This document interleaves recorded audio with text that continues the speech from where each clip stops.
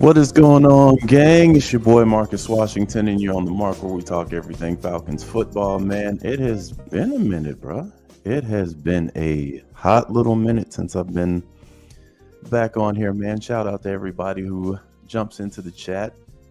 I'm gonna get straight into it, fam. So, training camp is officially underway, and we've seen a lot of good things so far. Man, I noticed in my off season, man, I've seen people temper their excitement for this team, man. Man, we look good on paper and we don't know what may happen. Man, this team went in 13 games. I'm still off the porch. I said this months ago, this team is going to win 13 games. And from what I see from training camp, man, Penix looks good. Kirk Cousins is a full go, looking solid. The things I'm seeing him do with Kyle Pitts, man, bruh. bruh. So to me, man, the expectations are the same. Nothing has changed. This team is almost a guaranteed lock to go to the playoffs. Almost guaranteed. So I'm gonna talk on a couple of things that I think are gonna be highlights for this team, because I think this team is gonna go deep in the playoffs too. I think the playoffs are just an ongoing thing. We're gonna make the playoffs, but I think this team is capable of making a very deep run. Just based on what I've seen. So I'm gonna share this real quick. Hold on for a second. What's going on, everybody? Let me get to some of these comments real quick. It's only a few. One time for the fan. What's going on, family? Maddie, what's going on? He says, what's happening, bro? What's going on with you? Carlos says, let's go. What's up, fam? King Richie says, what's good, bro? What's happening? And John says, what it do, Marcus? What's up, fam? Zig says, you back going live, Mark? Yeah, I'm back in full effect, man. I had to take an off season off, man, to kind of get myself recharged and revamped and living life and all that other good stuff, man. I never left. Like, I was doing other things with my fandom. Created the little album that I did and put that out. So yeah, I was always busy, but the Falcons are always on my mind, man. John says, man, what happened to your boy Huntley, the rub? Man, I have no idea. We'll look at that in this live. Scooter says, tell us how you feel about the first 4 games. I think it's detrimental to our success. I agree, man. Teams are using the first 4 or 5 games kind of as their rev up games. We're not taking preseason as serious as we used to. So the first 4 or 5 games are really the games where teams are kind of amping up. And I get it. You don't want your guys hurt in preseason. Your preseason play calling is going to be very vanilla any damn way. Like this preseason, I wouldn't even start Kirk. I wouldn't even start Kirk Cousins at all. He's not playing preseason. I don't need him to. One, he's already run this type of offense. So outside of the verbiage, ain't nothing I really need him to do. So I'm playing Penix to get him some reps, because he's not playing for the first 2 years. So as many in-game reps as I can get with Michael Penix, I'm going to give him. So he would be starting these preseason games, and then his ass is on the shelf. Outside of Kirk Cousins getting hurt, of course. But yeah, first 4 games I think we got 2 night games, 2 primetime games. So those are the detrimental games right there. But I think we'll be fine. What's going on, Doug? He says offense looks good. Penix and Kirko Bangs are letting it fly. Yeah, man, we got weapons. We got weapons, bro. This team is gonna be hard to defend offensively, and it's because we finally got a damn quarterback who knows what he's doing. The last 2 quarterbacks, listen, they didn't know what they were doing. Mariota is a backup quarterback. That's what he is. And he's proven that since he's been in the league. Ritter is a backup quarterback for the foreseeable future. He's got a lot of things he has to work on. But we got a proven QB right here. Proven. Who's going to get the ball to the playmakers. Jawan, what's happening? He says, Penix looking good out there. Yes, sir. Country says, what's up, Marcus? How you been, my dude? I have been absolutely fantastic, man. I have been fantastic. And with training camp underway, I feel even more fantastic. Doug, what's happening? He says, it's night and day from our quarterback play from the last year to this year. We literally have 2 QBs. Yeah. And think about this. The last 2 years, we had an opportunity to win the South. Both years. With trash-ass quarterbacks. We had an opportunity to win the South and absolutely wet the bed because of poor QB play. Also, I ain't letting Arthur Smith off the hook. That Tecmo Bowl play calling and just his stubbornness cost us the last 2 years. So CP says, what's good, Marcus? The future and present looks good. Let's get it. In the words of Deadpool and Wolverine, let's fucking go. Let's go. Country says, I believe that we're going to be a pass happy team this year. If you look at how the Rams played last year, this is going to be us on steroids. And mind you, the Rams had a good running back. He got injured. But you look at, I'm looking at what Mooney's probably going to be your Puka Nacua of this team. Drake is going to be your first option, of course, but I expect Mooney to just absolutely get off this year. That's going to be a bona fide secret fantasy pick. Kyle Pitts is going to do what he's going to do, man. But speaking of Kyle Pitts, let me go over here real quick.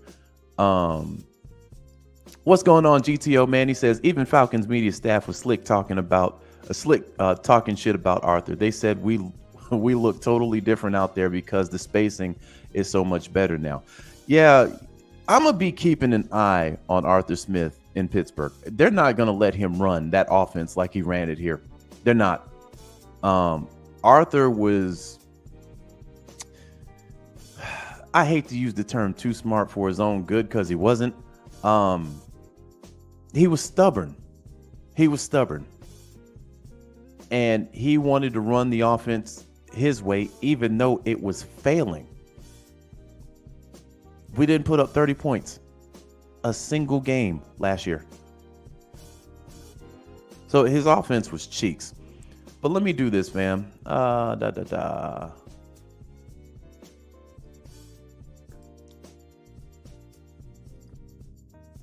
So we're going to go here and shout out. Hold on. Let me give a shout out to Sean J. AT Alien Sports.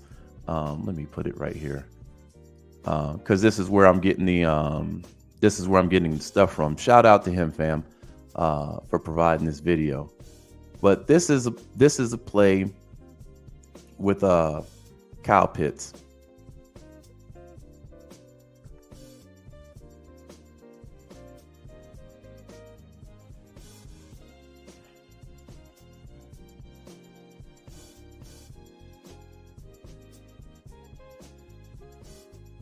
Look at how open Kyle is in the middle.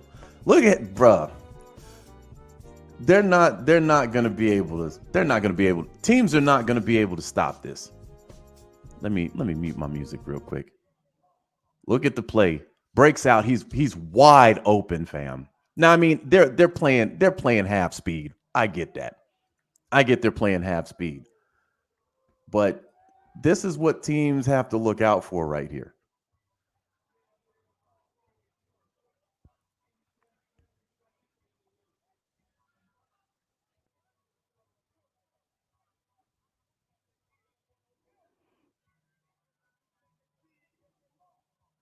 They actually had two guys open on that play. 81 was breaking eight shit. Hold on. 81 was completely untouched off the line. I get it, it's training camp. They're ironing out the kinks, but look how he comes in play action. Well, not play action, in motion. Bang. He's open right here. He's open right here. Fam, defenses are gonna have nightmares holding this team, fam. So you had two guys open on that play.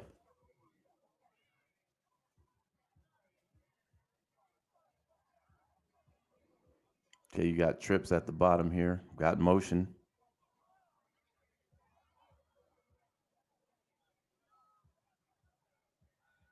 Oh, good catch. That was contested right there.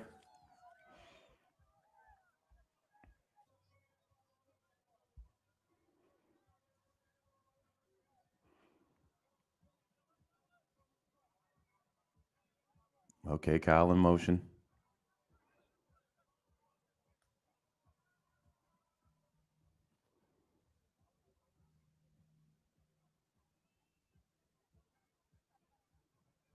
Wide open off the line. Give me that. Give me that. Give me that. Oh, you should have caught that.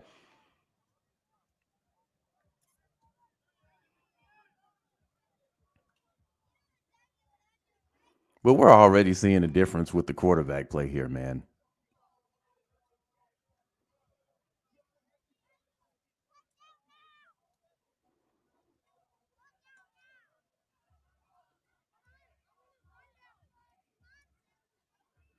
Okay, they got him in motion again. How, this team gonna be hard to stop.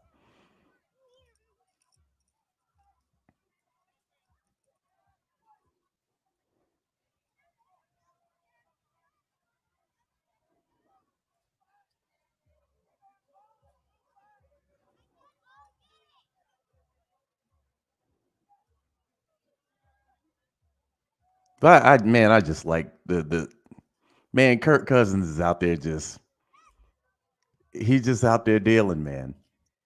The communication, everything. He looks like a veteran.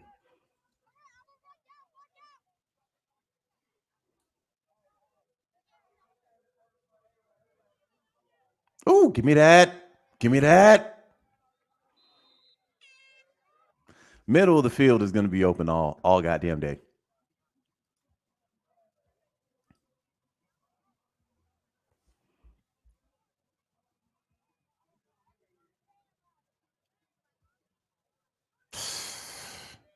Man, look at this. Hold on. Let me go back to this real quick.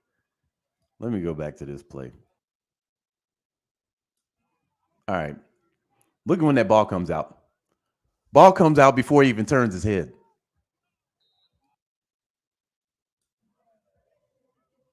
See, your boy Ritter ain't doing this. Bang, ball out. How's the defender supposed to defend against that?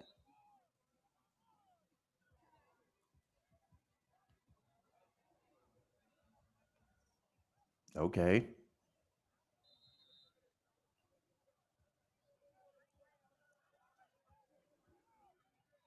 And just look at Kirk. Kirk already on. He already on to the next play.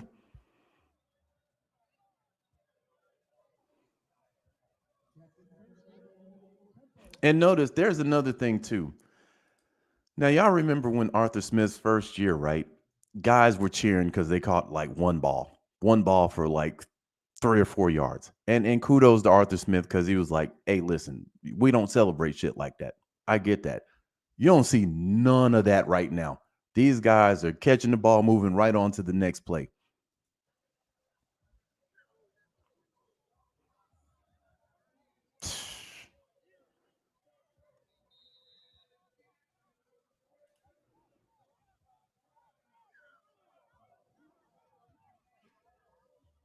And Kirk looks good. His movement looks good.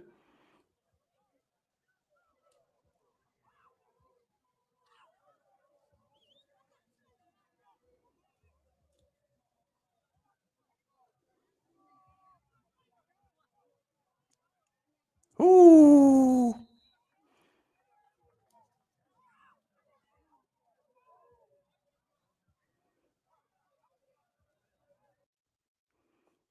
So yeah, fam. That's some highlights uh from earlier. Let me get my music back on. But yeah, man, again, this is gonna be a team. Kirk probably gonna go for damn near 5K. And I'm not exaggerating this. He's got the weapons to do it. He's got the weapons to wheel and deal all damn day. Um, but since we're over here, uh let's check out Penix. Ooh, ooh, hold on, right off the cuff. Oh, give me that.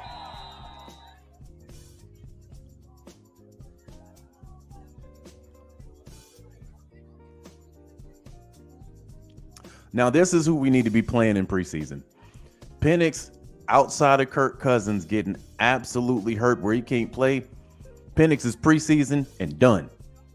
I don't want absolutely nothing happening to this kid, but you do have to give him some live action play. Um, so I want to see him all throughout preseason.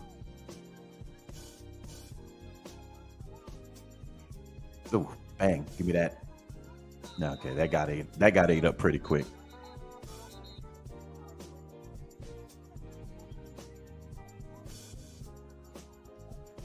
Let me let me pause my music real quick.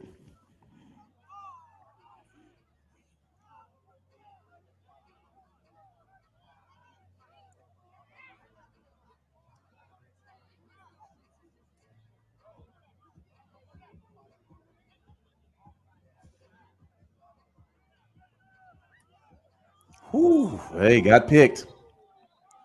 That's why you need him in preseason. he, he stared. Hold on. Let me go back here. He stared that one down.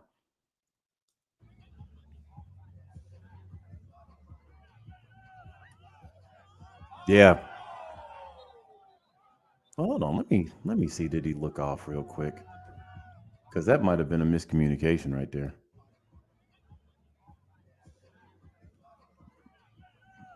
Okay. Yeah, that looked like a miscommunication. I take that back because you didn't see the wide receiver break back in. Yeah, he wasn't even in the vicinity. All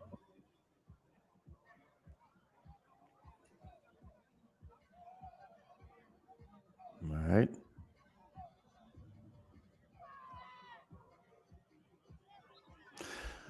Okay, let's look at that one. There was miscommunication right there too. Um, you see the running back is right here, and he comes over here. Penix is over here, so yeah, that would have got ate up in real time against another team. He would have took a sack right there.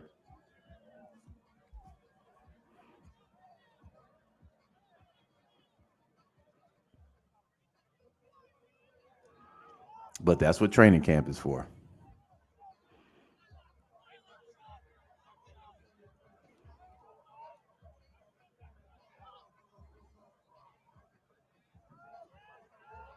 Okay, okay, okay.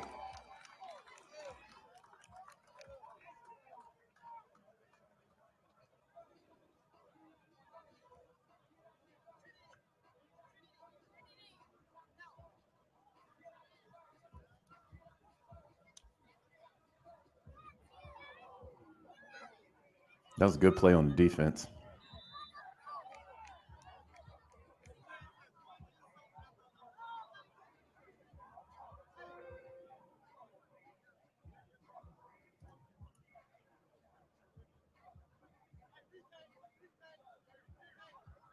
There we go. There we go.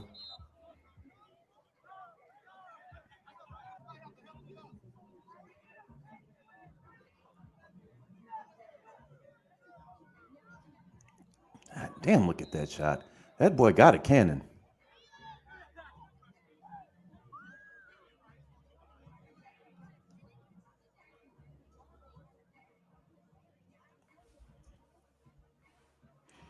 But I think Penix in 2 years, this boy gonna be a monster. He gonna be a monster for sure, for sure.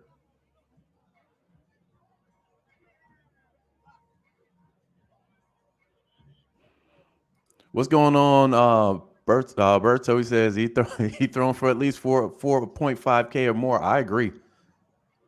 He's got the weapons to do it. What's going on? Strapped up. What's happening? Scoot says Darnell Mooney is definitely a sleeper. Yes, sir. Yes, he is. Maddie says Vegas, here we come. Yeah, holla at me today, Maddie. Doug says the running game is going to be lethal as well because of our passing game is going to be elite. They're going to have to play more corners that leaves them sustainable to the run. We finna be a top 5 offense. Yeah. Yes. Doug says the R is just different in Atlanta. And Mark, I'm gonna give you a guy to keep an eye on. Is third string running back Jace McClean? Okay. Okay.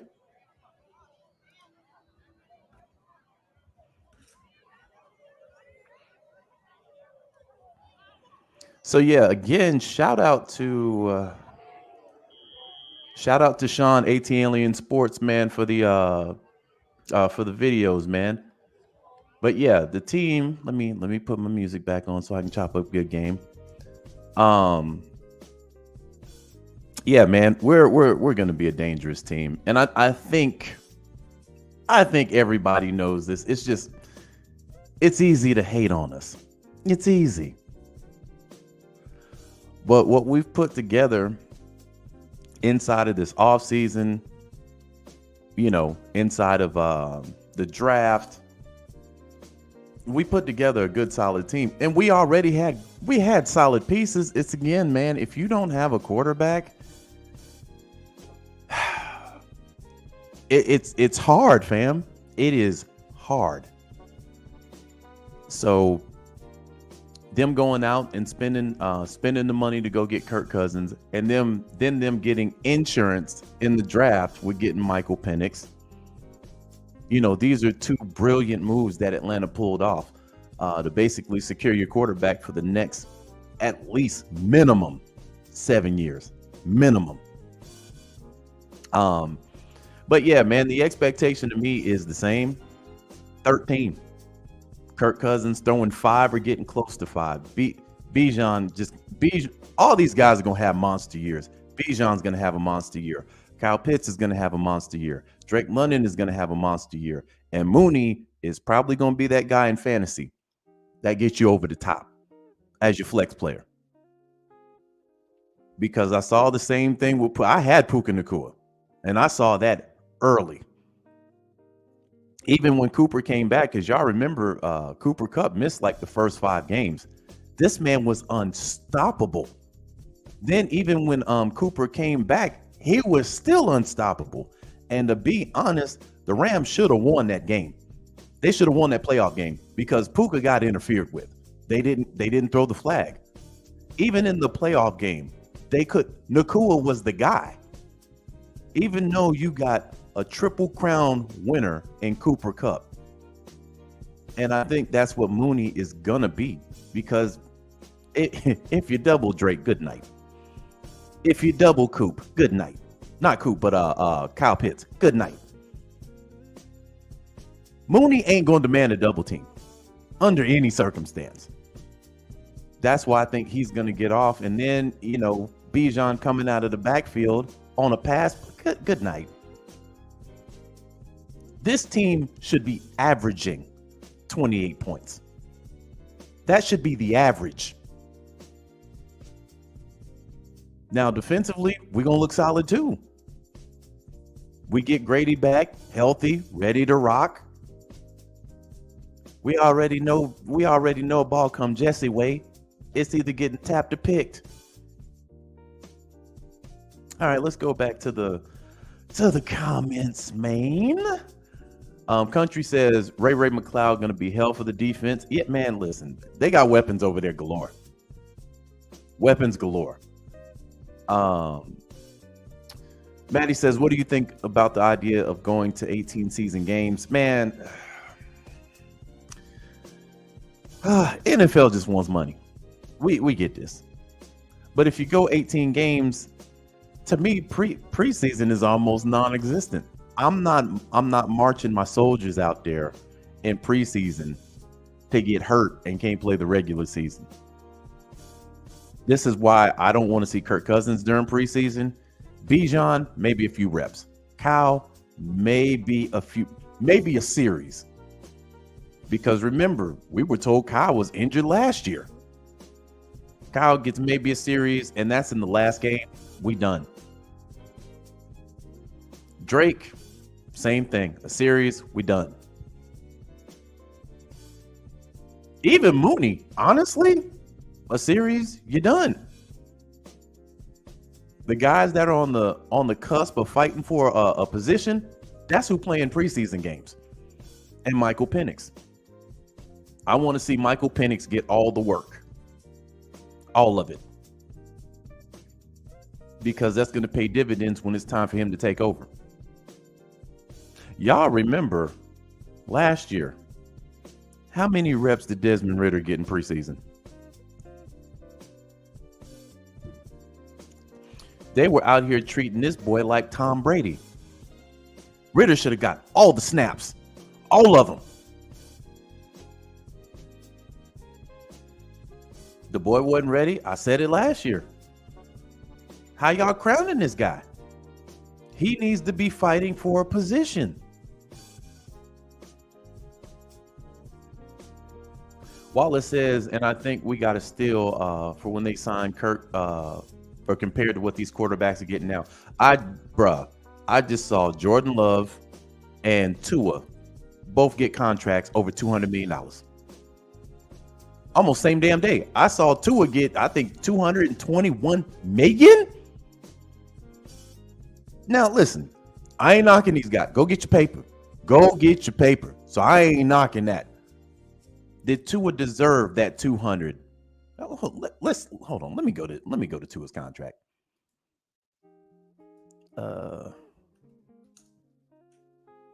Let's go to Tua's contract real quick. Okay, let me share this. God damn it. All right.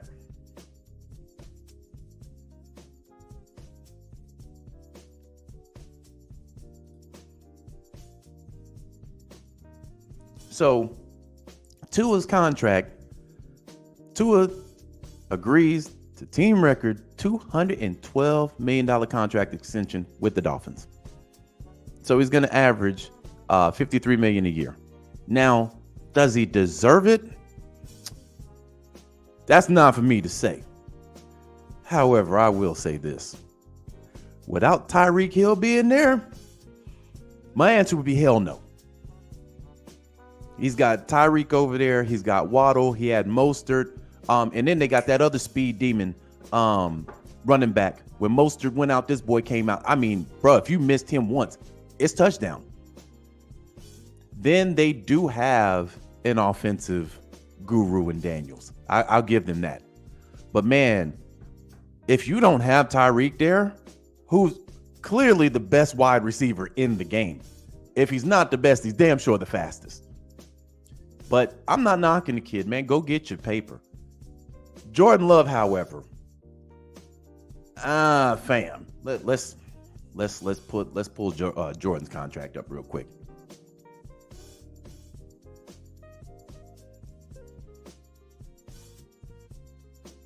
Jordan Love got $8 million more than he did. Packers signing QB Jordan Love the 4-year, $220 million contract extension. Now, one can argue they were the youngest team last year and they won a playoff game. One can argue that. However, I can argue the reason why they won that playoff game was because Aaron Jones went absolutely bonkers that game. And then y'all had the audacity to cut him and sign Josh Jacobs. So the way I look at this is, the Packers do not they like sticking with a quarterback for at least a decade, at least. So this seems like this is the move they're making. And listen, Jordan Love, from what I saw, definitely there's some talent there. There's some absolute talent there. I'm not knocking this kid. He's got talent. But, Green Bay's went through 3 quarterbacks in the last 30 years? But I mean, when you look at what these quarterbacks are getting paid now, I remember when 200 was out of the damn question. It was just a couple of years ago, fam. Lamar Jackson was asking for that Cleveland Browns treatment, allegedly, with Deshaun Watson. Now going over 200 ain't a thing now. So yeah, fam. What's going on, Smitty? Smitty, Mr. 11K now? What's happening, fam? What's going on? Smitty says Tua put up the numbers. Waddle is a speedster too. Yeah, Waddle gets hurt a little too much for my liking, fam, in fantasy. So yeah, he's got 2 burners over there. He says Jordan Love was a pure potential move. Yeah, I mean he's definitely got the potential. He's definitely got it. I just think that the Packers aren't really keen on one. I think once they feel like they have a quarterback, he's there for at least a decade, at least. But yeah, seeing what these QBs are getting now, bro, whoo, that makes that Kirk Cousins deal, that Kirk Cousins and that Michael Penix draft pickup look a lot better. Makes it look a lot damn better now. And this is going to be the standard moving on. These quarterbacks are going to get $200 million if they're decent. So when you look at what Atlanta did, they got Kirk. I mean, we're going to keep Kirk for at least 2 years. And you got Michael Penix on a 4-year deal with the fifth year option. So let's just say hypothetically Kirk does his 2 years. We move on from him. You really ain't got to negotiate no terms for another 2 years. Now, Penix's agent is going to be pushing for an extension after that first full year because he'll be running into his 4th year, which is what an agent is supposed to do. But you got that 4th year where y'all can negotiate. So I feel like, Atlanta's got about 2 or 3 years. I think this year we're making a deep playoff run. A lot of people might not think that. I think Atlanta's winning 13 games and probably slipping into the NFC Championship game. Because the way I look at it, if you win 13, you should be the number 1 or number 2 seed in the NFC. And with what San Francisco is doing right now, let me look, because I hadn't checked on this in days.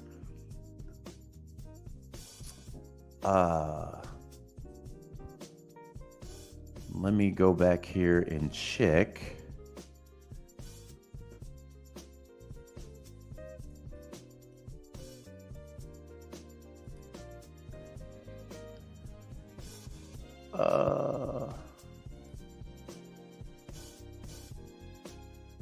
Give me a second, fam.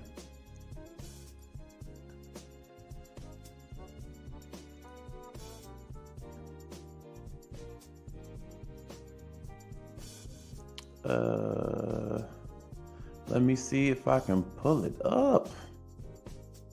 Okay, I'll just pull this one up for the time being.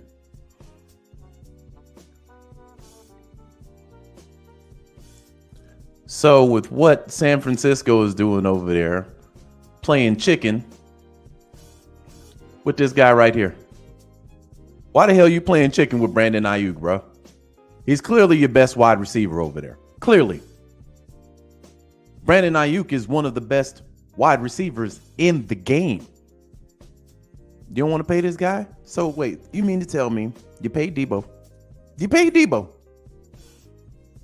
You paid Christian McCaffrey. I mean, you had to. You absolutely had to pay him. You're paying defensive guys. But when it comes to Brandon Ayuk, who has been solid since he's been there, y'all don't want to pay him? So Brandon said, fine, man, trade me. Trade me. Family, I guarantee you this right here. They trade Brandon Ayuk, at best, San Francisco's winning 10 games. Because you're not going to get the same value for Brandon Ayuk. I don't care what you're trading. You're trading at this point for draft picks and maybe an ancillary piece. But you're not going to get the same value if you trade Brandon Ayuk. And we still haven't seen a Christian McCaffrey injury yet. And they running your boy into the ground. So that's due. I ain't wishing it on Christian McCaffrey, but I mean, goddamn it, that's due. And Carolina, it was like every year. Debo is injury prone too. You lose one of those two pieces, you ain't even making the playoffs. If you trade Brandon Ayuk. So I'm not just saying Atlanta's going to win 13 games because Atlanta's Atlanta. I'm looking at the other teams in the NFC.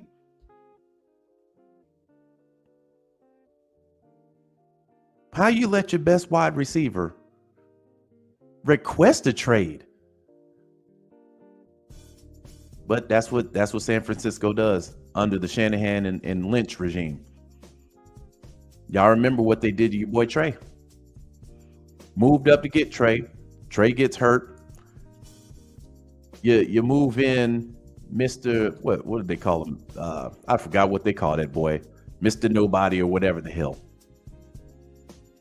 Now, is he I think he's a decent quarterback, but I mean y'all got weapons galore over there. And y'all gonna fuck around and pay him $200 million too.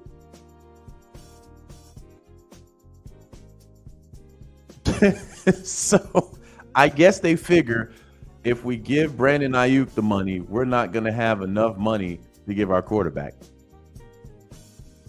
Carlos says Mr. Irrelevant. That's right. Brock Purdy, Mr. Irrelevant. He going to boss up and get $200 million too. Country says I'm waiting on Kirk to do a Brady and march us all the way to the Super Bowl. It is possible. I feel like, fam, Atlanta going to the NFC Championship game this year. Barring people stay healthy. Because think about this, fam. Bijan didn't really go Super Saiyan last year. And he still had a good year. Bijan had a good year. Sat out a game for whatever the hell reason. And he ain't even went Super Saiyan yet. We still haven't seen Kirk Cousins grow that horn out. Not Kirk Cousins, but Kyle Pitts grow that horn out of his head yet. We still haven't seen the unicorn yet. We still haven't seen what Drake London is capable of. Mind you, both of these guys broke records their first year in a Falcons jersey. And we still haven't seen max potential there yet.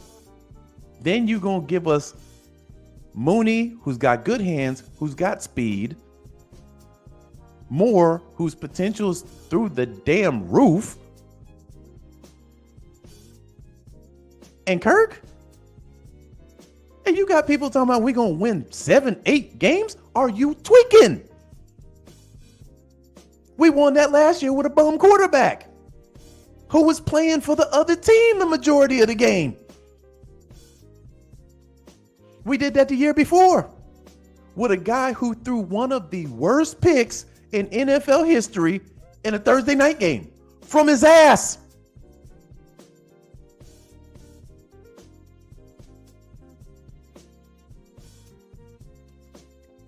Let's see.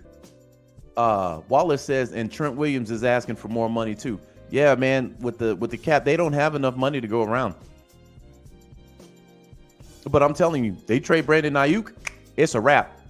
10 games max is what they might win.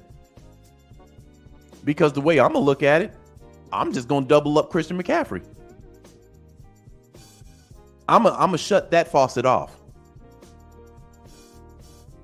But with Brandon Ayuk, you cannot do that. Because he's got speed, he's got hands, and he's a great route runner. Debo is a monster. But I'm shutting one of them faucets off.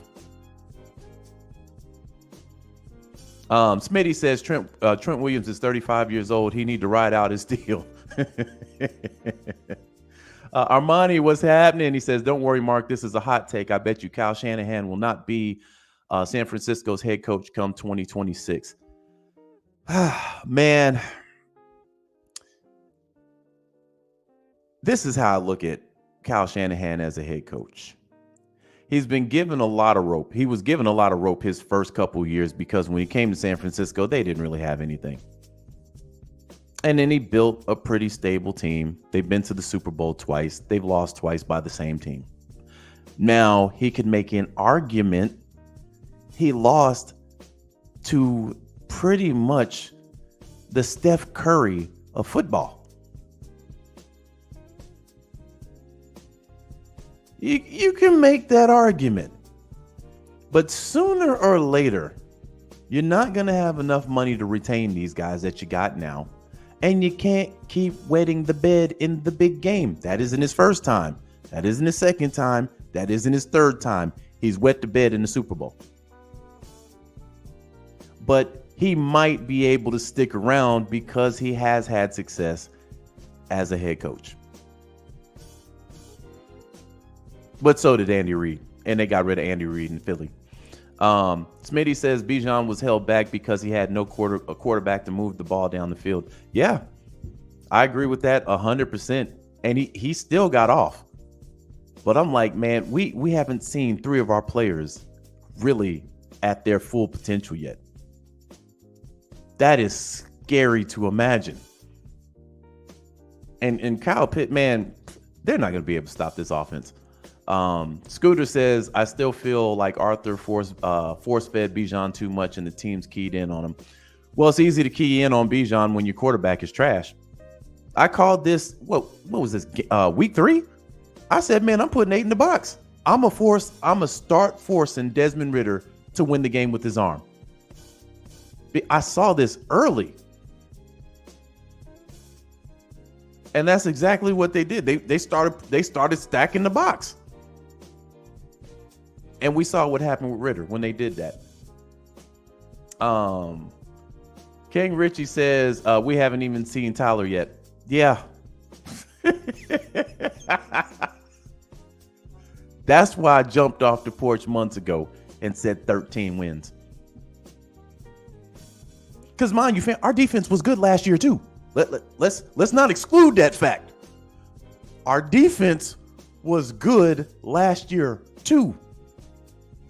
And if this team would have averaged 28 points per game, not only would we have been in the playoffs, we would have probably been a top 3 team in the NFC. We couldn't even get to 30 once.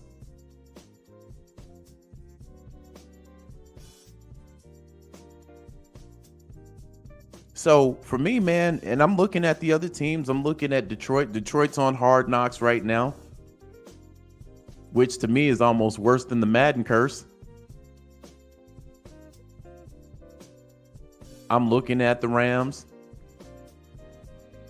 I'm looking at Dallas. We know what Dallas gonna do.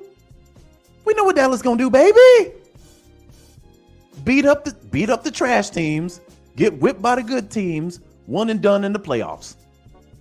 That's every year. We know what Dallas gonna do. I ain't even worried about Dallas. Green Bay, young team, without Aaron Jones, I don't know.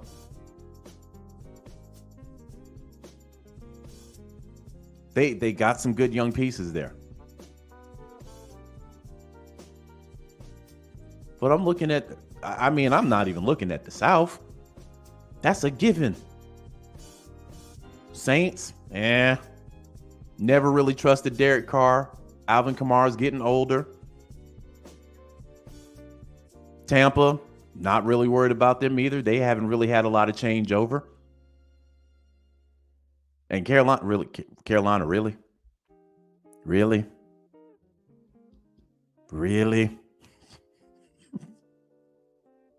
Anybody that tells you Carolina is a threat, they on that elephant white. That should be an easy sweep for us. That should be a sweep for no problems.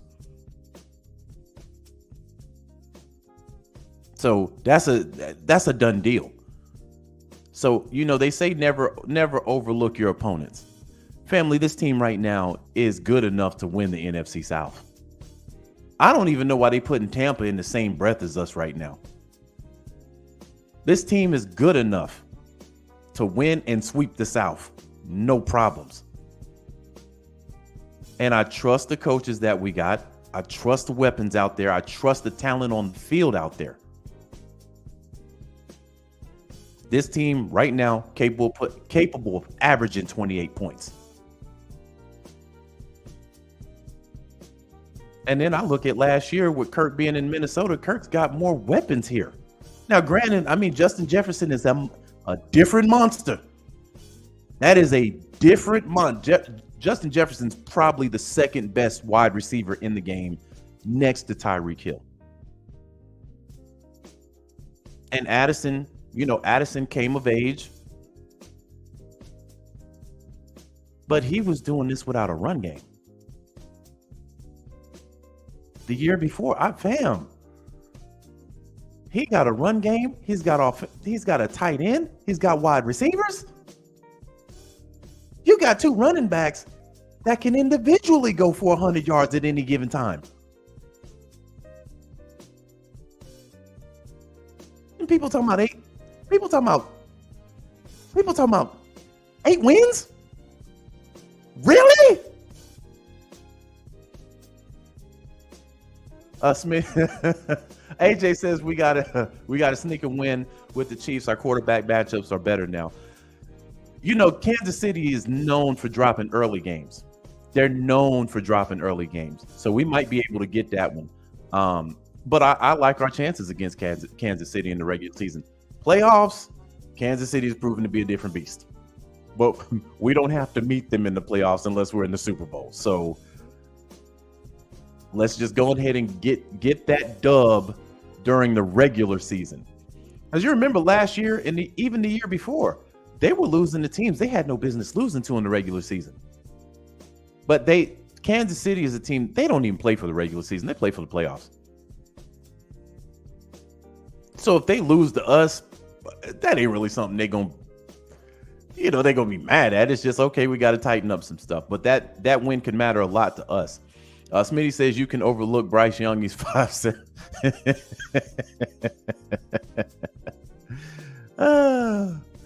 AJ says we lost 4 games solely because of our quarterback play. Yeah, that Carolina game, man, that was a tough one. It was funny because some of the fan base was still on the Desmond Ridder train until that game. After that interception, a lot of people jumped off while it was still moving. That is definite, and that's a game that we needed. That was a game that we needed. Doug says, I think we can get the Eagles too. Most definitely. The Eagles, to me, I don't know what happened last year, but I think they were the last team to be undefeated. And they should have lost a lot of those games. They ended up sneaking out. But something happened.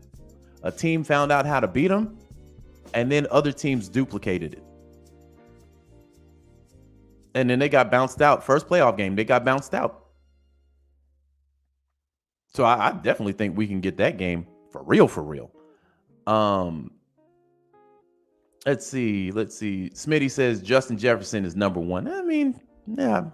I got Tyreek as number 1, just simply because his speed, dude, that's a touchdown. That is a whole touch. If he gets behind that defense, that's a touchdown. Fundamentally, I'll give you Justin Jefferson being the better wide receiver, but just like overall impact of the game, I'm giving Tyreek that all day long. You can stack Tyreek and he'll still find a way to get open for a touchdown. Jefferson, again, both of these guys are monsters. So, hey, if you got him number one, hey, I'm not going to argue with that. To me, though, I got Tyreek sitting there at number one. What's going on, Rodney? What's happening, family? AJ says, also, our play calling was horrible. Now with him, we will be better. Yeah. Speaking of, that's a good segue. Speaking of Raheem Morris, let's dig into this real quick because I haven't seen it. So this will be the first time I see this with you guys. Let's go. Smitty said Tyreek got that creative player speed. Tyreek got that Mutt League. He got that Mutt League speed. Oh goodness. But yeah, so let's do this. Let's see what Raheem Morris had to say. Well, let me turn my music off so we can let Brother Heem cook. Report. Drake made it back kind of overheated yesterday. He made it back for the walkthrough yesterday afternoon. Other than that, all the injuries remain the same. Pretty good practice yesterday and looking for a great practice tonight here at Second Year. All excited about the fans. Ramped up the intensity a little bit yesterday. Kind of what can people expect out here today? A little more, Tori. So we got, I guess you would call it a low day yesterday, and today is kind of a medium day. So to get the guys ramped up again, to get it going, some of the same stuff you showed yesterday. Yesterday was pretty interesting. We had a lot of mixed downs, first, second, third down. We got into a little bit of red zone, as you can see. We had a bunch of different things going around the field. A couple different situations came up, a bunch of teachable moments. So it was pretty interesting practice, a lot of fun.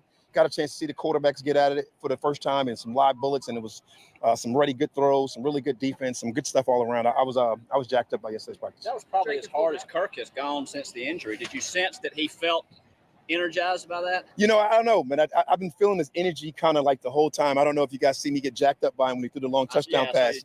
And the excitement, like that was genuine enthusiasm. And that's like the kind of stuff that's celebrated by us. So Kurt getting out there, he feels good. He's had a really good summer.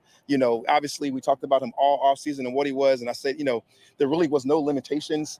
I just wanted to get him some stuff in the individual drills to make sure he's nice and warmed up and things of that nature. So it was a lot of fun to see. It was exciting. It was a good look. And you look really weird in this hat right now. I've never seen you in a hat. I'm usually in a hat. I just hadn't found a good one. I got a new one. You like it? I love it. Okay. So you standing up. Say it again. Go ahead, Josh. You gave Kirk a little hip bump after that touchdown. I tried not to. I was going to say, I wondered if like halfway up there you were like, Josh, I was cautiously approaching Kurt with a really wow on my face about the throw, and then he gave me a hip bump. And I did legs earlier, so I was a little weak. What are you seeing from the defense right now, Coach? I mean, some names like James Williams in there that maybe we didn't expect to see with the first team. I think the outside linebacker position in general is kind of like Rolodexing through some of the guys that we can get through, right? AK shows his excitement. Trice shows his excitement. James Smith-Williams shows his excitement. We get a lot of excitement from Carter. And those are like kind of the veteran-esque type of players, so to speak, other than Trice. And then you got some other guys coming that we picked up later in the down, Anai, and all the people that's going. So we got a lot of competition going out there. So when we talked about the pass rush, I've seen a lot of exciting things. I've seen guys getting out there competing against each other. And ultimately with those guys, won't be decided until we put the pads on. So when the pads get on, that'll be really interesting to see what we can do and see if you can capture those roles. James throughout his career has been one heck of a run stopper. And we got other guys, AK, who's projected to be one heck of a pass rusher. So if you put those guys together and you find ways to really identify their role and see what they can do as opposed to what they can't, I think you find really good players. Coach, just being out here in front of Second to the fans, I have a lot of opportunities for the fans to see you guys. Now, let me just pause this. There's a different energy from Raheem Morris than Arthur Smith. It's just a different energy, fam. it got to a point to where listening to Arthur Smith was like secondary to watching paint dry. It was just it was boring. I'm not gonna lie. It was boring and repetitive. Raheem just brings a different energy, and you can tell that that pours on to the players. You know, I haven't seen a player yet look lethargic, and a lot of that comes from your leaders. So if your leaders are amped and jacked up, your players should be amped and jacked up. You know, and it just seemed like in Arthur Smith's tenure, you saw that same energy on the field. Just that almost lazy energy you saw on the field. But Heem is just, even right here, it's just he gets you pumped up and ready for the season.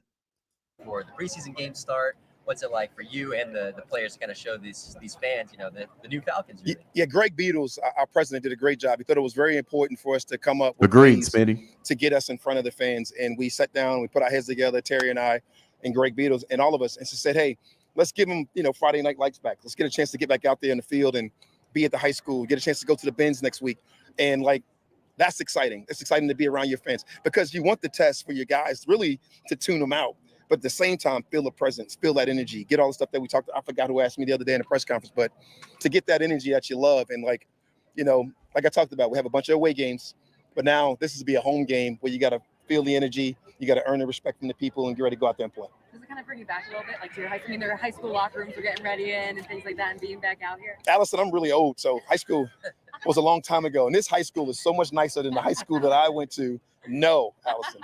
This brings me back to the rival that I went to that was really good, that we always lost to, that we finally. Man, real quick, let me tell you, he's absolutely right about these damn high schools. One of the high schools that I went to was Redan.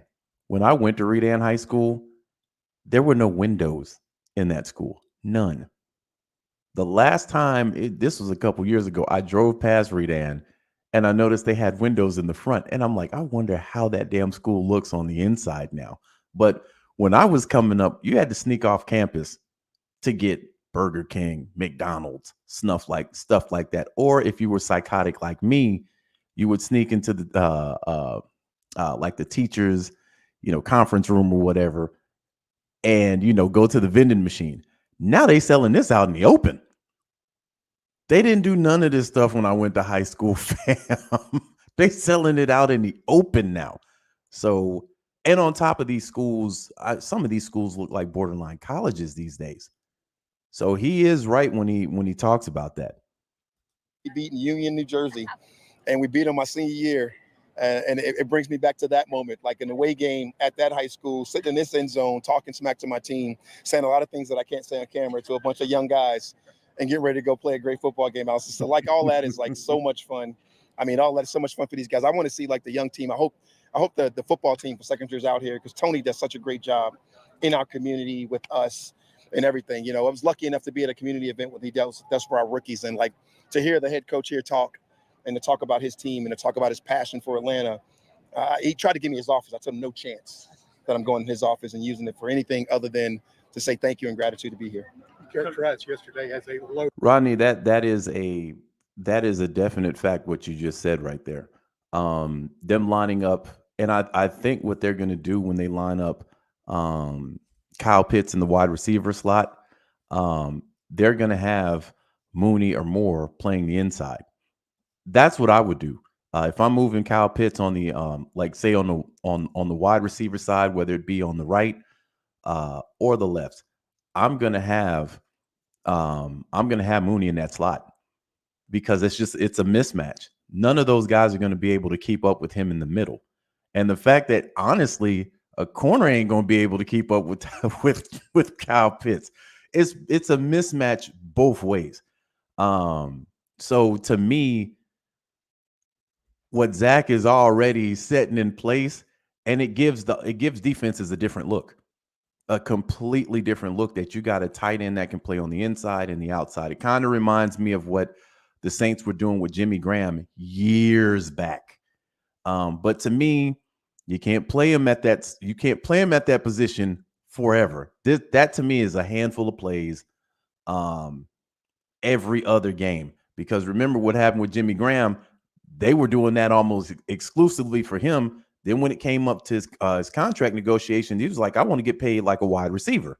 Now, eventually he lost that, but you don't want a player to have that mentality like, y'all are playing me at wide receiver so much that I should be getting wide receiver pay.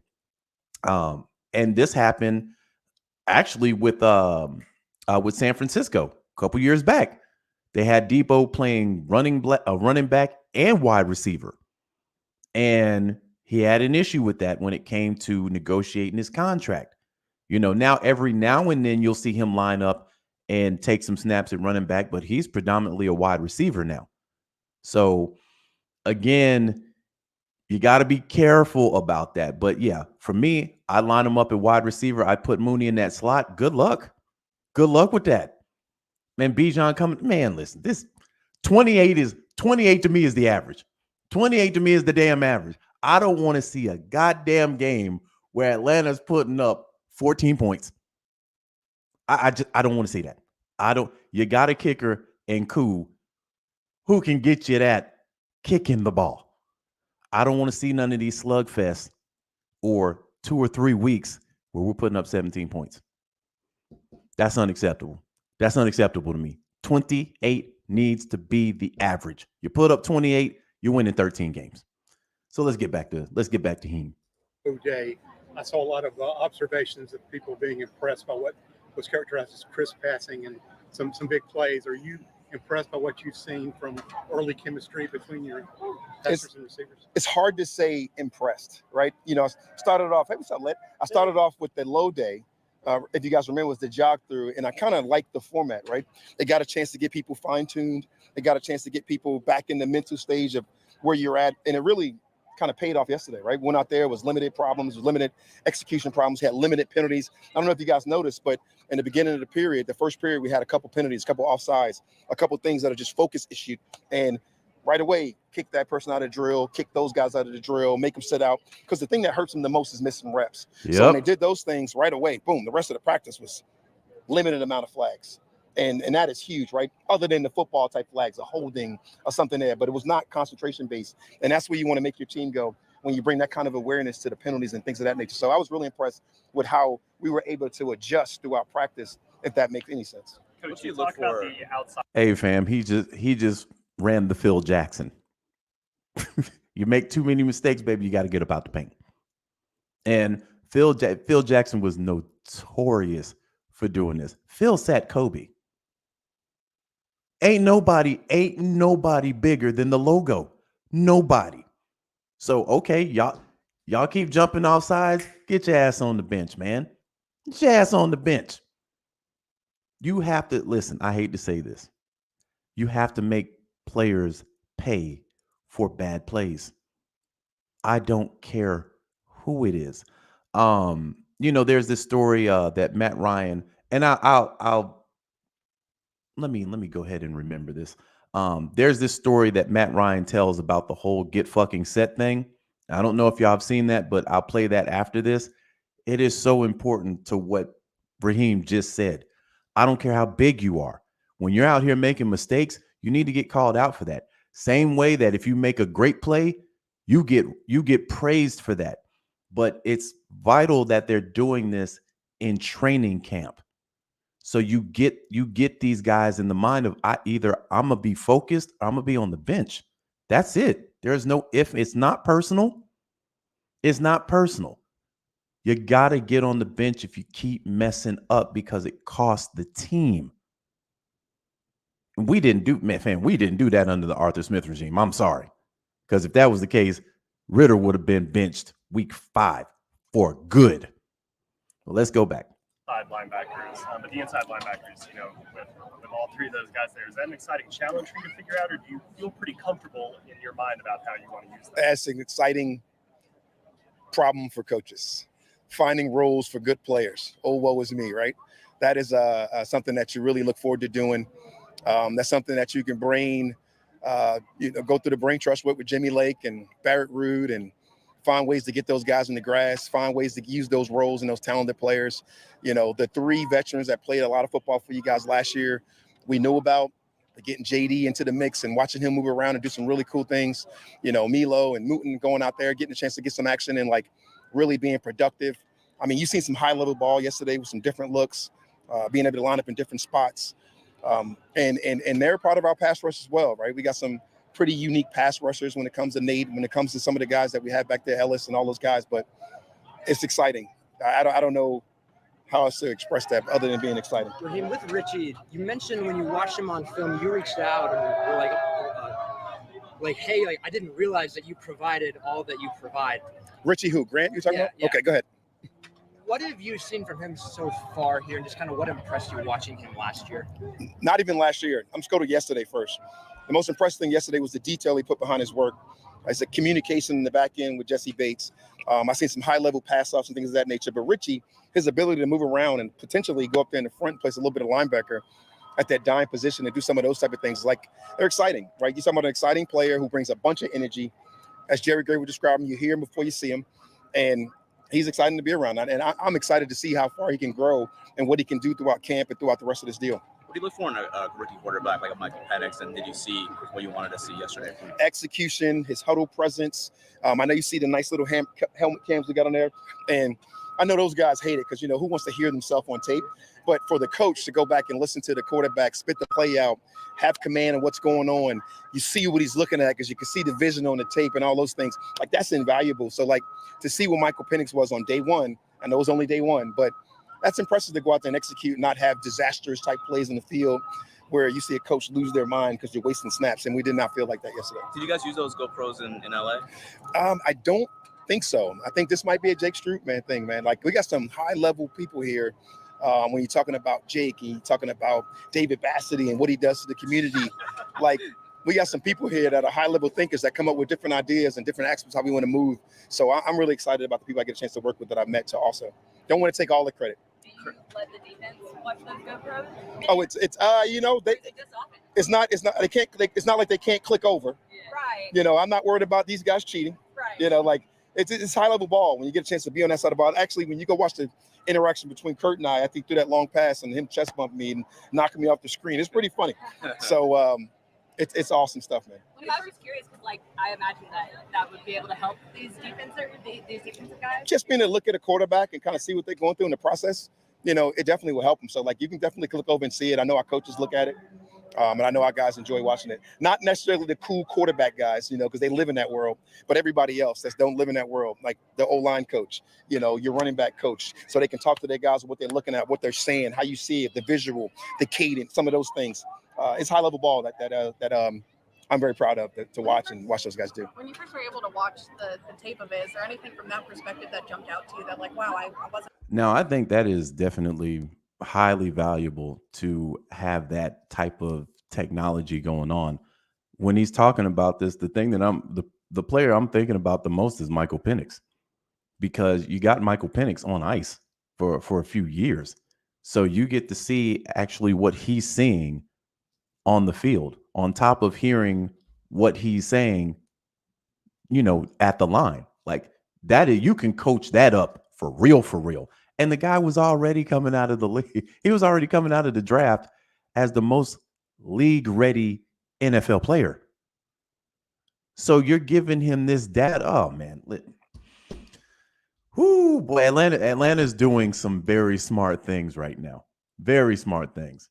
Able to see this, just watching regular tape. It's just watching the head. You can see the head move, right? You can see exactly what they're exactly, looking at. AJ. Cadences.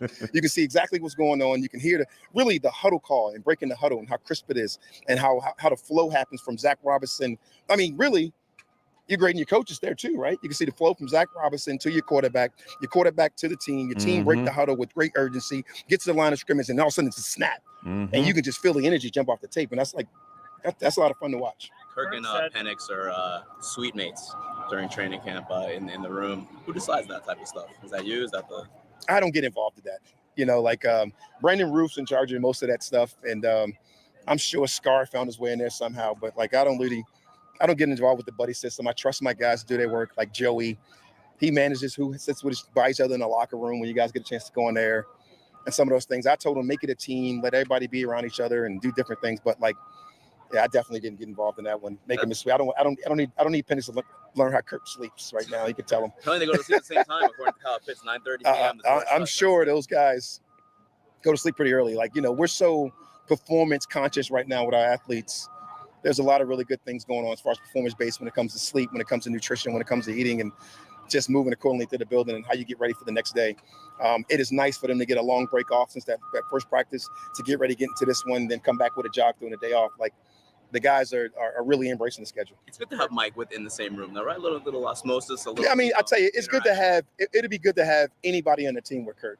I mean, you're talking about the ultimate pro, but when you're talking about your quarterback, your heir apparent, for sure, he's certainly going to get a lot of stuff off of him. Go ahead and get it out. You've been so patient. No, Kurt mentioned that he had 7 or 8 different snap counts. Did he mean cadences by that? Yeah, it's all the stuff that you mean, all the stuff that you would think about from a weird quarterback perspective. He has all kind of stuff, and he gets in front of the room. He's able to bark those things out, and you feel the echo of his voice, and you can feel the command in the room. And when he does that, it's an impressive meeting that he runs when he's able to do that type of stuff. So, in your experience, is that a lot for this time of camp, or is that about typical to have kind of like 7 or 8 different maybe cadences when you get up to the line of scrimmage? I would say for the first day of camp, it was impressive, right?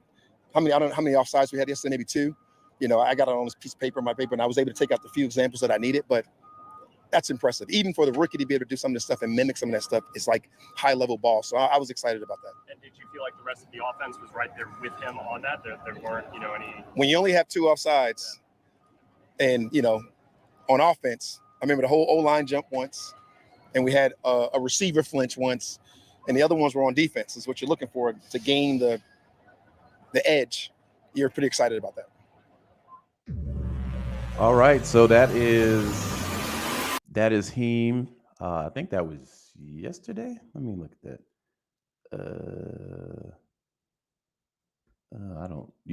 It was yesterday. So let me get my music back on so we can chop up good game. So yeah, man, I am ecstatic for this. Again, you got a guy like Raheem who's high energy. You got a quarterback in Kirk Cousins who's high energy. So there isn't going to be a lethargic team out here. There's not going to be a team out here that's not confident to play. And I didn't feel that last year. I didn't feel that the year before. It was just like players were going through the motions, man. You didn't feel that excitement last year from the players, but quite honestly, it didn't come from the coach. It didn't come from the quarterback because the quarterback was trash. How do you get the confidence out of your quarterback when the quarterback don't even got confidence? So a lot of that stuff bleeds into the team. Now we had confidence on defense, but there's only so much a defense can do, man. When you're putting up 17 points, what you expect? And listen, man, the defense got criticized heavily for the last couple of games. But it's like, fam, you hold a team to a certain amount of points for 3 quarters, and your offense is coming in 3 and out, interception, fumble. Like, bro, they done lost all confidence in what y'all gonna do offensively. But I'd argue, hell, a lot of the games that we were in and won was solely because of our defense. So let me pull this up real quick while it's on my brain. Oh,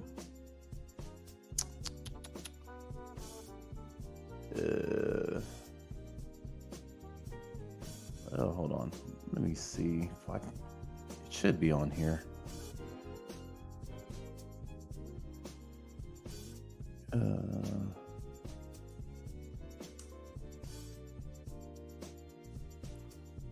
Okay.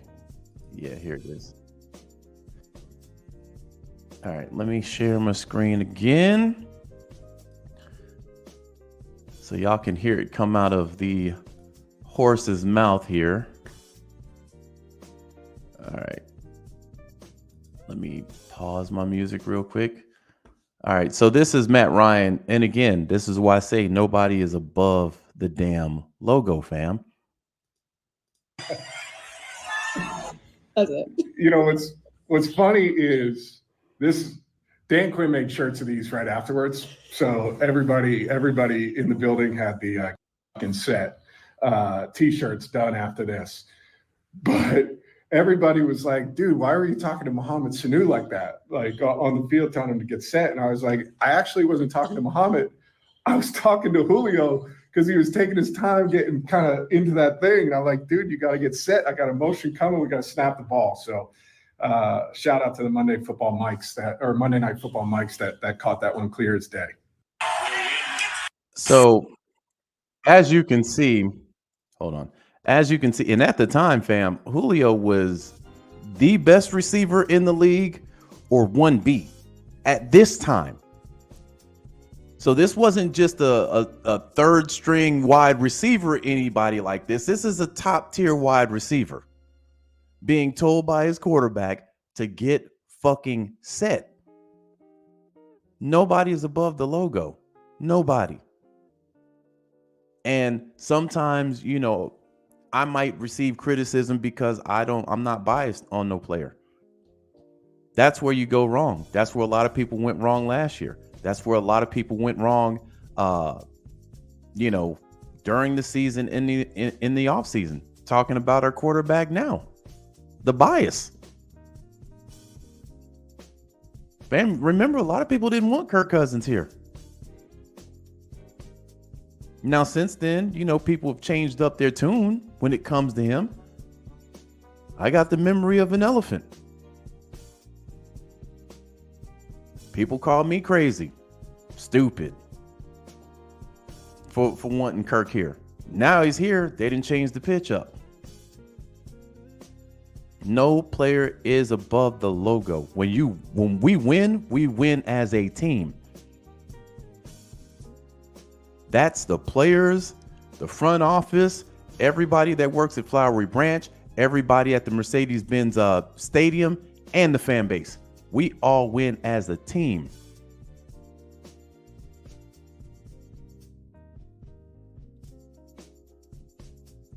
And Matt knew that. Now think if Matt was biased to Julio Jones. Hey, get your ass over there and get fucking set, dog. In that moment, he wasn't thinking Julio Jones is one of the best wide receivers in the game. No, you're out of position. Let's get set. Let's go. I got to get this ball off. So yeah, fam. Again, since I've had my off season, I've come back and I'm still on that we're going to win 13 games type of time. Definitely making the playoffs. I have us in the NFC Championship game. I don't fear any team in the NFC. I don't.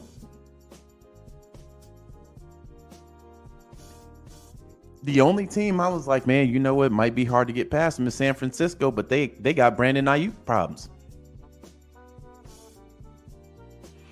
AJ says, hold on. My bad, fam. Speaking of him, has he officially retired yet? Julio, let's look this up real quick. He needs to, because them hammies been falling off the bone for about 4 years now.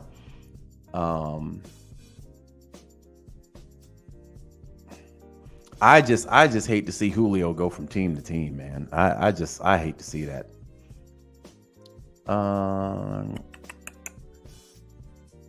Let's see. I don't see anything. At least 33. Yeah, I don't see anything on here about him retiring.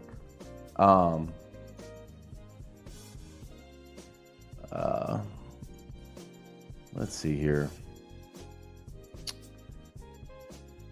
He's a free agent. Oh, he's 35 years old. Ugh. Ooh, so yeah. He probably needs to retire, fam. He probably needs to retire. 35, hammy's falling off the bone. Since you left Atlanta, you've been on, from what I count, you've been on 3 different teams. You went to the Titans, You went to the Titans, then you went to Tampa, and then you went to Philly. I feel like Julio was on another team for some reason.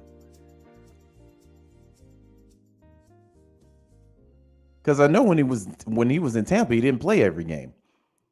Yes, it's time for your boy to tap out, man. He had a good career when he was a Falcon. So did Matt Ryan. When both of them left, you saw what happened. Both of them individually fell off a cliff. They cut Julio Jones in Tennessee, bro. They cut him. Same way they did Matt Ryan. They cut him. What is going on, Tidy? What's happening, fam? What's happening? But yeah, man. So before I get out of here, fam, how many games do you realistically see us winning this year? Now, y'all know I already got 13. To me, 13 is my number. So how many games do you think we're gonna win in this upcoming season? I hate this for Julio, though. And I don't think, fam, honestly, he's probably going to end up retiring because I just don't see a team picking him up like that. 35, hammy is off the bone. I just don't see it, fam. AJ says 12. All right.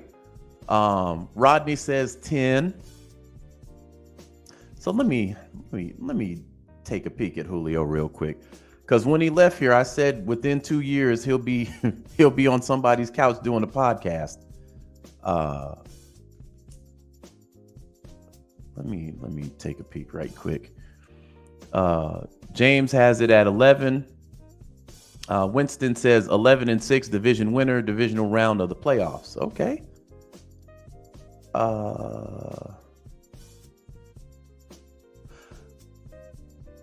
Okay. I thought he was on there, but yeah, I don't even see anything about Julio on YouTube. There's just a whole lot of highlights.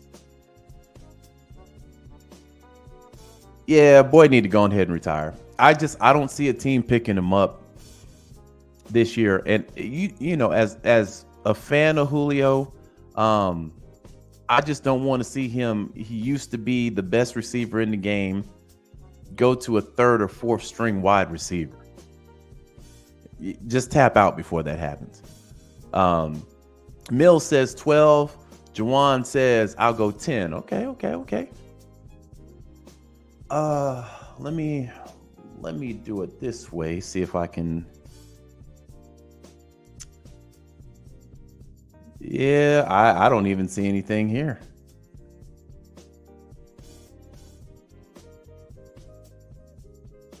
But yeah, I'd rather Julio retire. I'd rather him retire than see him, come in and pick up cleanup work after a game is won, or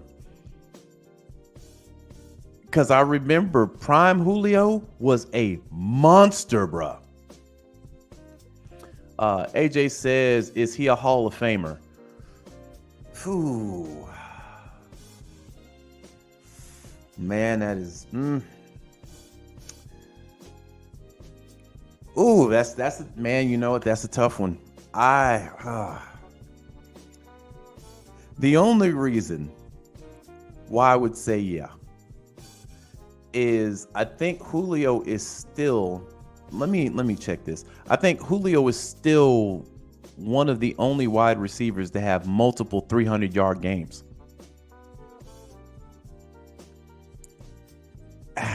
Ooh, that's a tough one, man.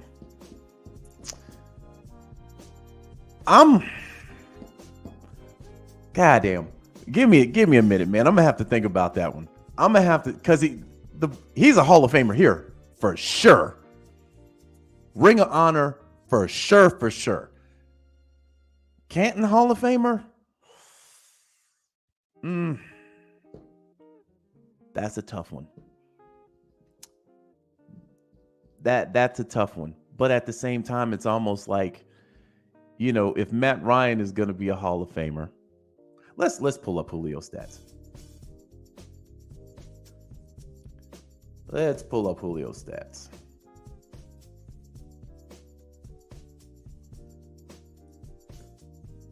All right.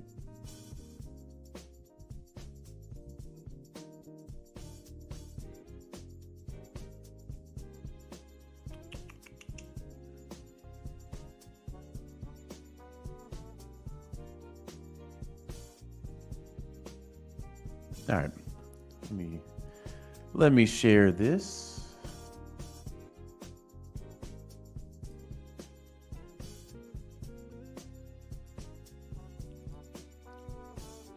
All right, we up in jail.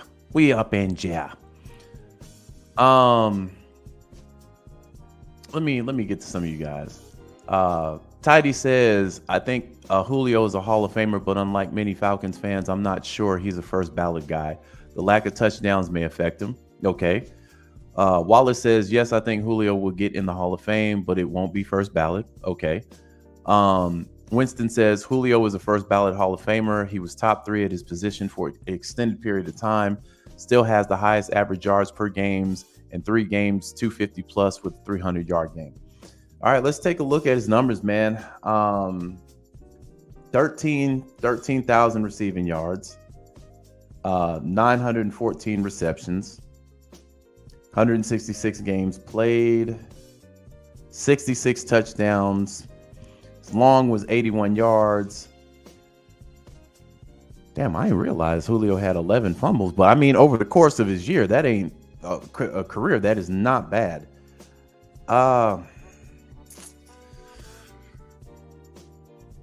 Man, I would have to concede to y'all. I think he eventually makes the Hall of Fame because of what Winston said. There was an extended period of time where he was the best, either the best or 1B wide receiver in the league. Now, y'all know if I was voting in Canton, he gonna get in the Hall of Fame. But yeah, I don't think this is gonna be a first ballot because, again, you know, the touchdowns. Ooh. Yeah, man, I'm looking at these numbers. He'll get in. I feel like he'll get in because he was with the team for a long, extended period of time, and he was dominant for an extended period of years. He went to a Super Bowl, lost though. And he did have those games. I think Julio had, if I'm not mistaken, I think Julio might have had 2 games where he went over 300. I think they were both against the Panthers. Let me look this up. Because I feel like we've had this conversation on here before, and I got it wrong. Okay, so let's see. We're going to look it up.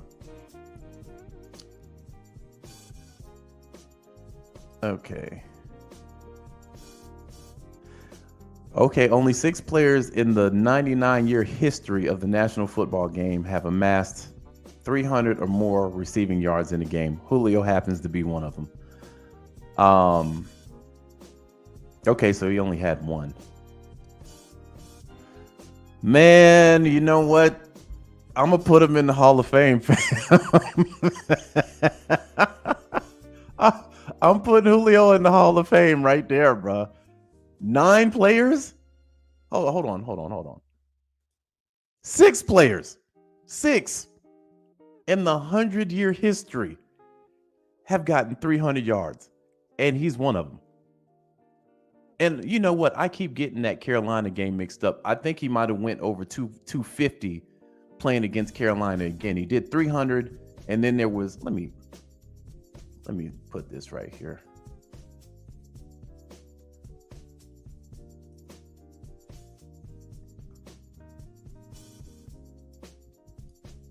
Okay. So Julio played 1 game with 250 plus receiving yards against the Buccaneers. All right, so he had 259 against Green Bay. He had 300 against Carolina, and he had 253 against Tampa Bay. Okay. Yeah, he's going to the Hall of Fame, fam. He's going to the Hall of Fame. That's a Hall of Fame career. I'll put it to you this way. In Atlanta, it's a Hall of Fame career. Everything after Atlanta, he fell off the bone. He fell off the cliff.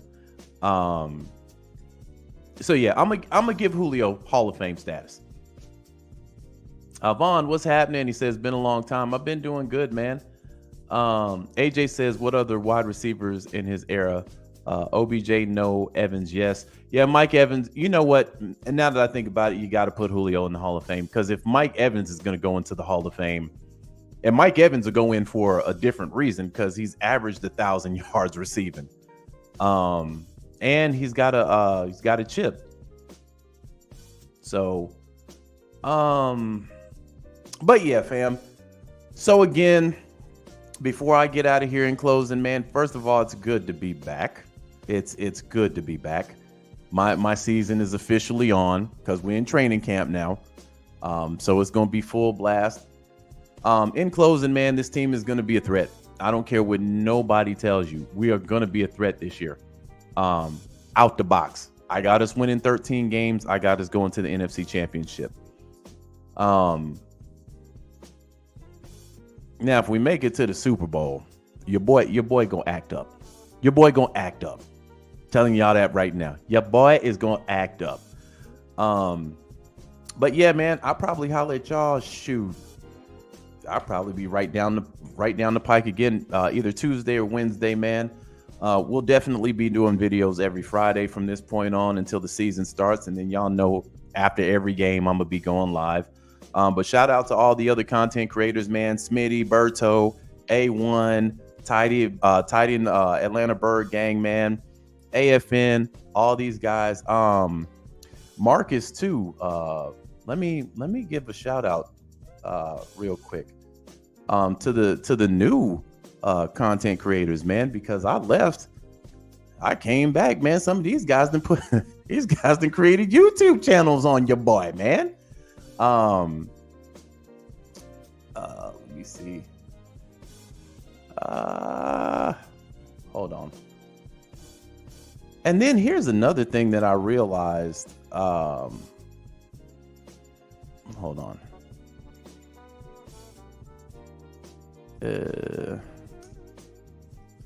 And I don't know if this is a Falcon. I have to pay him dividends later on. But I've been unsubscribed. I could have swore I subscribed to a lot of these channels, and then I get on the channels and I'm not subscribed to them. I'm like, what the hell's going on here, bruh?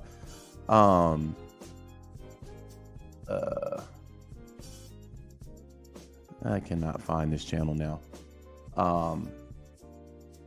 But yeah, I'll find it later on. But there are a lot of new Falcons content creators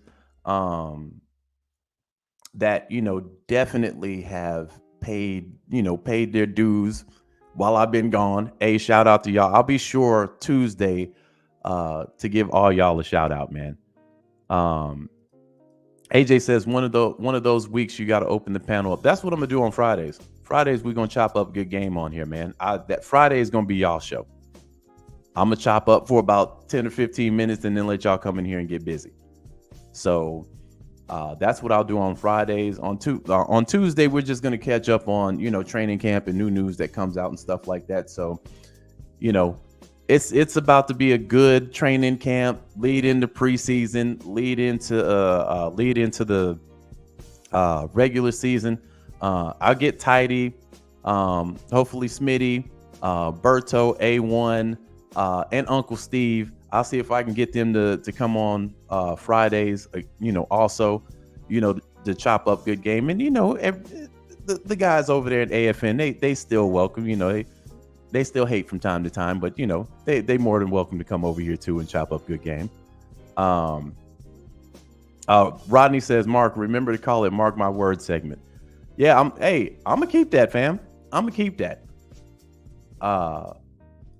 AJ says, oh, the new kickoff formation is what? Yeah, that's gonna be bananas. That is gonna be absolutely crazy. Tidy says, let's go. Yes, sir. Yes, sir. So yeah, I'm gonna bring everybody on Friday, man. We just gonna chop up. We ain't gonna go 5 or 6 hours. I'm gonna tell y'all that right now. I'm gonna tell y'all that right now. We'll probably go 2.5, maybe 3 hours. I say that now, and then Friday it'd be 5 hours. But yeah, man, we're gonna chop up a good game. Oh, special shout out for everybody that reached out to me about the Logo Business album. That got a little kick out of it, family. It was fun doing it, and I put it up there because I'm sure somebody will get a kick out of this. So man, shout out for everybody that reached out and told me they got a kick out of it or they enjoyed it or whatever. So on the way out, I'm gonna go ahead and play one of the songs from that, man. I will speak to y'all on probably more than likely Tuesday if I'm gonna do a show on Friday. So with that being said and done, fam, I am out. Peace.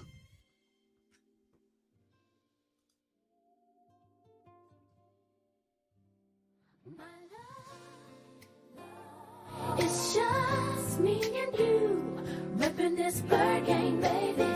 Ain't nothing but a bird thing, baby. My love, it's just me and you, repping this bird gang, baby. Ain't nothing but a bird thing, baby. My life. Oh, yeah. Come closer, baby. I'll keep you nice and warm. I'm so glad you're with me now that the game is on. No need to worry. I just ordered some food. The birds are up at halftime.